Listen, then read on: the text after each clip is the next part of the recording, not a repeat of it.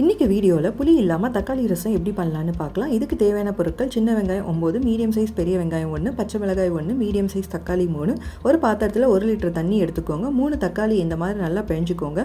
ஒரு சிட்டிகை மஞ்சத்தூள், 1.5 டேபிள் ஸ்பூன் சாம்பார் மிளகாய் பொடி, 1/2 டேபிள் ஸ்பூன் மல்லித்தூள், 1/4 டேபிள் ஸ்பூன் கரம் மசாலா, உப்பு தேவையான அளவு சேர்த்து நல்லா மிக்ஸ் பண்ணிக்கோங்க. வானல் சூடானதும் 2 டேபிள் ஸ்பூன் எண்ணெய் ஊற்றி கடுகு, உளுந்து, 2 காஞ்ச மிளகாய், 10 மிளகு, 1/2 டேபிள் ஸ்பூன் பெருஞ்சீரகம், பச்சை மிளகாய் சேர்த்து இப்போ கட் பண்ண வெங்காயமும் கொஞ்சம் கருவேப்பிலையும் சேர்த்துட்டு லைட்டாக உப்பும் சேர்த்துட்டு வெங்காயம் ரொம்ப வதங்காமல் இந்த மாதிரி கண்ணாடி பதத்துக்கு வதக்கிட்டு இந்த ரசத்தண்ணியும் இதில் சேர்த்துட்டு நல்லா மிக்ஸ் பண்ணிக்கோங்க. மீடியம் ஃப்ளேமில் 40 நிமிஷம் நல்லா கொதிக்க விடுங்க. 1 லிட்டர் தண்ணி ஊற்றி 3/4 லிட்டர் அளவுக்கு ரசம் வந்திருக்குங்க. இந்த ஸ்டேஜில் கொத்தமல்லியை தூவி ஸ்டவ் ஆஃப் பண்ணிடுங்க. ரச பாத்திரத்தில் கொஞ்சம் கருவேப்பிலை, கொத்தமல்லி தூவி இப்போ ரெடியான ரசத்தையும் இந்த பாத்திரத்தில் ஊற்றிக்கோங்க. சூப்பரான தக்காளி ரசம் ரெடிங்க. இந்த ரசத்துக்கு அப்பளம், வத்தல், வாழைக்காய் பொரியல் எல்லாம் வச்சு சாப்பிட்டா சும்மா சூப்பராக இருக்குங்க. மறக்காமல் ட்ரை பண்ணி பாருங்கள்.